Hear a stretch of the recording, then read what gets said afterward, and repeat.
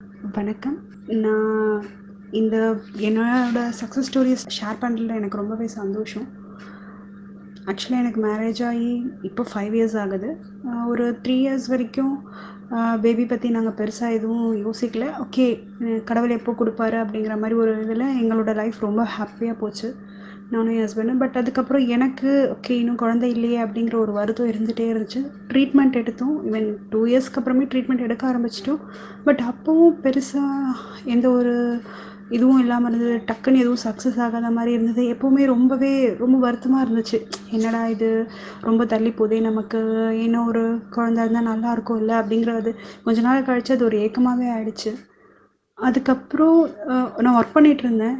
அப்போ ஆக்சுவலி உண்மையாக சொல்லணும்னா எனக்கு கான்சன்ட்ரேஷன் இருந்தது. ஒர்க்கா பேபியா அப்படின்ற மாதிரி அந்த ஒரு திடீர்னு ஒரு நாள் நான் டிசைட் பண்ணேன், இல்லை நமக்கு வந்து குழந்தை ஃபஸ்ட்டு அப்படிங்கிறத மனசில் எடுத்தேன். சரி, அது கான்ஃபிடென்ட்டாக வந்ததுக்கப்புறம் என்ன பண்ணலான்னு போது அப்போ ஜாப் போக வேண்டி இருந்ததுனால என்னால் பெருசாக எதுவும் கான்சன்ட்ரேட் பண்ண முடியாததுனால I just start listening affirmation மட்டும் கேட்க ஆரம்பித்தேன்.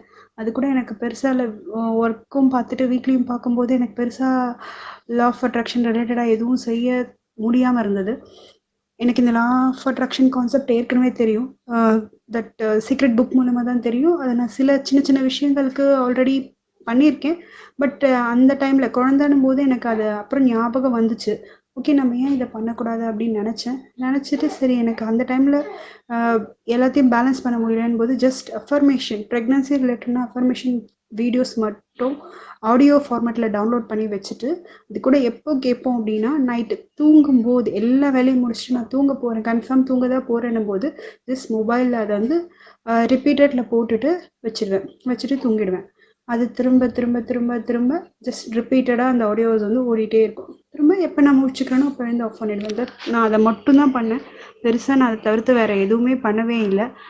பட் அதை பண்ண ஆரம்பித்து ஈவன் காட்ஸ் கிரேஸ், நான் உண்மையாகவே சொல்லணும், 2 மந்த்ஸில் என்னோட ப்ரெக்னன்சியை கன்ஃபார்ம் பண்ணிட்டாங்க டாக்டர். ஈவன் இன்னும் என்ன சொல்ல போனோன்னா அந்த 2 மாதம் நான் என்னோட ட்ரீட்மெண்ட் கண்டினியூ பண்ணேன். ஆக்சுவலி ட்ரீட்மெண்ட்லேருந்து பர்சனலாக சில விஷயத்தினால ட்ரீட்மெண்ட்லேருந்து பிரேக் எடுத்திருந்தேன். பட் ட்ரீட்மெண்ட் எடுத்துகிட்டு இருக்கும்பொழுது கூட கன்ஃபார்ம் ஆகாத ஒரு விஷயம், நான் ட்ரீட்மெண்ட் எடுக்காமல் பிரேக்கில் இருக்கும்போது எங்களுக்கு கன்ஃபார்ம் ஆச்சு. ஆக்சுவலி நானும் என் ஹஸ்பண்டும் ரொம்பவே சந்தோஷப்பட்டோம்.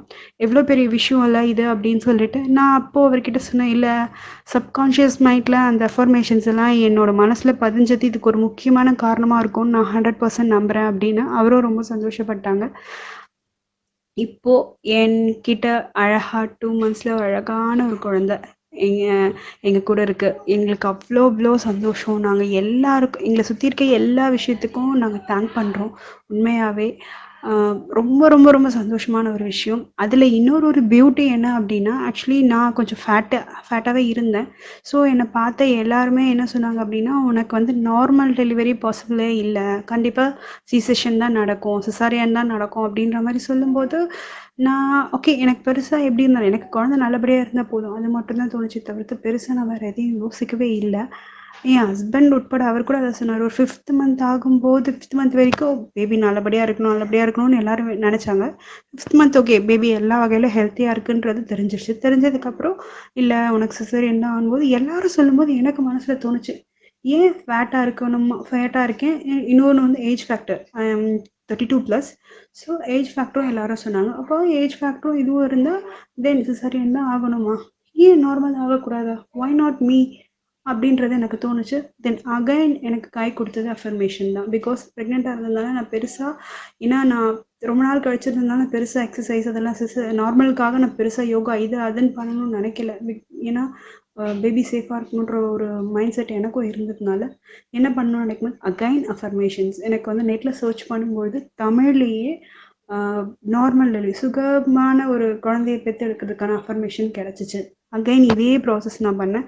திரும்ப நைட்டு தூங்கும்போது ஜஸ்ட் அந்த அஃபர்மேஷன் சென்ட் பண்ணேன். எக்ஸ்ட்ரா நான் சொன்னது, use to drink plenty of waters, ஹெல்த்துக்காக நிறைய தண்ணி குடித்தேன். அண்ட் டெய்லி ஒரு 1/2 hour வாக், வீட்டு உள்ளேயே சிம்பிளாக நல்ல ஆடியோஸ், ஒரு நல்ல ப்ளசண்ட்டான சாங்ஸ் கேட்டுட்டு வாக் பண்ணேன். இது மட்டும்தான் சொன்னேன். யாருமே நம்பலை. ஈவன் ஒரு கட்டத்தில் எல்லாருமே இதை சொல்லிகிட்டே இருக்கும்போது என்ன இதுன்னு நான் நினைக்கும் போது எனக்கு அழகாக நார்மல் டெலிவரியில் ஐ காட் மை பேபி. உண்மையாவே சொல்றேன். நான் ரொம்பவே சந்தோஷப்படுறேன். நான் ரொம்பவே எப்படி சொல்றது? தேங்க் பண்றேன். எனக்கு அவ்ளோ ஒரு நம்பிக்கை வந்துடுச்சு. இப்ப சின்ன சின்ன விஷயங்களுக்கு நான் யோசிக்கிறேன். ஈவன் நான் லைஃப்ல நடக்கிற சில விஷயங்கள் நெகட்டிவாவே இருக்கு. பட் இருந்தாலும் என் மனச மாத்திட்டு, இல்ல இல்ல எல்லாமே பாசிட்டிவா மாறும். நான் நெனச்ச மாரி எல்லாமே மாறும் அப்படின்னு சொல்லிட்டு எனக்கு நம்பிக்கை இருக்கு.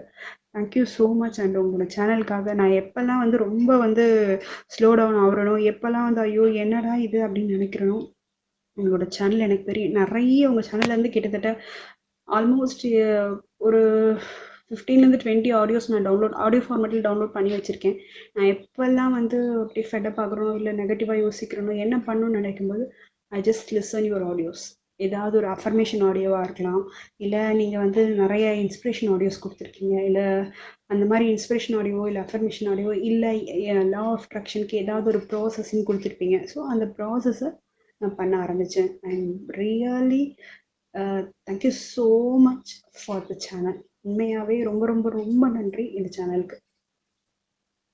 ஈர்ப்பு விதி சம்மந்தமாக நமக்கு நிறைய விஷயங்கள் தெரிஞ்சிருந்தாலும் நம்மளோட தேவைக்கு ஏற்ப நம்ம சூழ்நிலைக்கு ஏற்ப ஏதாவது ஒரு விஷயத்தை முயற்சி பண்ணால் கூட போதும், நம்ம நினைக்கிற விஷயங்களை மேனிஃபெஸ்ட் பண்ண முடியும் அப்படின்றது தான் இந்த ஸ்டோரியில் நான் புரிஞ்சுக்கிட்டது. அஃபர்மேஷன் மட்டும் யூஸ் பண்ணி தன்னுடைய லைஃபோட மோஸ்ட் இம்பார்ட்டன்ட் மூமெண்ட்டை அவங்க லைஃப்பில் மேனிஃபெஸ்ட் பண்ணதாக சொன்னாங்க. Completely amazing. அதே சமயம் இந்த ஸ்டோரி கேட்கும்போது ரொம்ப சந்தோஷமாக இருக்குது, அதிகமான நம்பிக்கையும் கிரியேட் ஆகுது. நம்ம இம்பாசிபிள் அப்படின்னு நினைக்கிற விஷயங்கள் நம்ம மனதளவில் இருக்கிற தடைகள் மட்டும்தான். நம்மளுடைய லைஃப்பில் நம்ம செய்ய முடியாது அப்படிங்கிற ஒரு விஷயம் கிடையாது. நம்மளால் எந்த ஒரு விஷயத்தையும் ஈஸியாக மேனிஃபெஸ்ட் பண்ண முடியும், நம்ம லைஃப்பில் கொண்டு வர முடியும் அப்படிங்கிற ஒரு எண்ணத்தை, ஒரு நம்பிக்கையை கிரியேட் பண்ணுறதா இந்த எல்லா ப்ராசஸுமே. நீங்கள் ஒரு வேளை தொடர்ந்து அஃபர்மேஷன் கேட்குறீங்க அப்படின்னா உங்களுக்கு த்ரூ அவுட் இந்த ப்ராசஸில் உங்களுக்கு புரிஞ்சிருக்கும் நம்ம லைஃப் எங்கேயோ மாறிட்டுருக்கு அப்படின்னு. ஒரு எக்ஸாம்பிளுக்காக சொல்கிறேன். இப்போ உங்களுக்கு பணத்தை பற்றி ஒரு எண்ணம் இருக்குது, இப்போ நான் வந்து அதை மேனிஃபெஸ்ட் பண்ணுறதுல கஷ்டப்படுறேன், இல்லை அந்த விஷயங்களுக்காக நிறையா வந்து நான் முயற்சி எடுக்கிறேன், ஆனால் எதுவுமே நான் நினைக்கிற மாதிரி நடக்கலைன்னு நீங்கள் சொல்லிட்டு இருக்கீங்க அப்படின்னா, மேபி 2 அல்லது 3 அஃபர்மேஷன்ஸ் இருக்கும், தமிழ்லையும் இங்கிலீஷ்லையும் இருக்குது. நீங்கள் கேட்க ஆரம்பிங்க.